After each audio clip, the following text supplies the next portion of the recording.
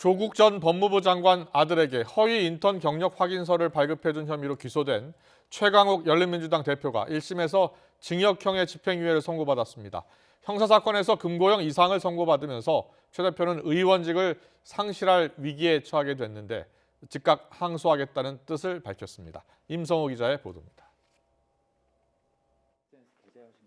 최강욱 열린민주당 대표는 법무법인 청맥 변호사로 일하던 지난 2017년 조국 전 장관 아들에게 가짜 인턴 경력 확인서를 발급해준 혐의로 재판받아왔습니다. 지난달 결심 공판에서 검찰은 최 대표에 대해 대학원 입시 업무 방해 혐의 등을 적용해 징역 1년을 구형했습니다. 오늘 선고 어떻게 생각하시나요? 네, 힘내시기 바랍니다. 최강욱 무죄다. 무죄다, 최강욱. 검찰 보복이라고 생각하시나요? 1심 재판부도 최 대표의 혐의 대부분을 인정했습니다. 재판부는 우선 지난 2017년 조 전 장관 아들의 활동은 휴일 몇 차례 출근해 서류 복사 등의 업무를 한 게 다였다며 인턴 확인서는 허위라고 지적했습니다. 또 실제 업무 내용과 다른 인턴 확인서로 인해 입시 담당자가 오인과 착각을 하게 돼 합격 여부에도 큰 영향을 줄 수밖에 없다고 판시했습니다. 이와 함께 최 대표가 조 전 장관 배우자인 정경심 교수에게 보낸 메시지를 보면 허위 인턴 확인서가 조 전 장관 아들 입시에 활용될 거란 점도 최 대표가 알고 있었다고 인정했습니다.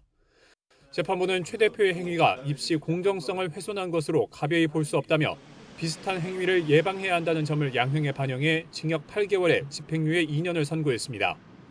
최 대표는 재판부의 인식과 판단이 매우 유감스럽다면서 즉각 항소하겠다고 밝혔습니다. 일단 재판부가 사용하는 용어 자체에서부터 그간의 검찰이 일방적으로 유포한 용어와 사실관계에 현혹되고 있었다는 인상을 지울 수가 없습니다. 그것이 상식에 부합하는 것인지 상급심의 현명한 판단을 구하겠습니다. 최 대표가 선고받은 징역형은 공직선거법과 국회법 등에 따라 의원직 상실형에 해당합니다. 다만 최 대표가 항소를 통해 법정 다툼을 이어가겠다고 밝힌 만큼 판결 확정 전까지는 의원직을 유지할 전망입니다.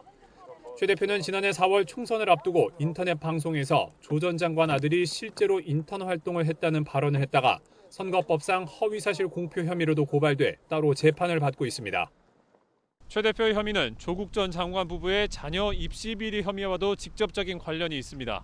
그런 만큼 이번 재판 결과가 가족 비리 관련 재판을 앞둔 조 전 장관에게도 부정적인 영향을 미칠 거라는 전망도 나오고 있습니다. YTN 임성호입니다.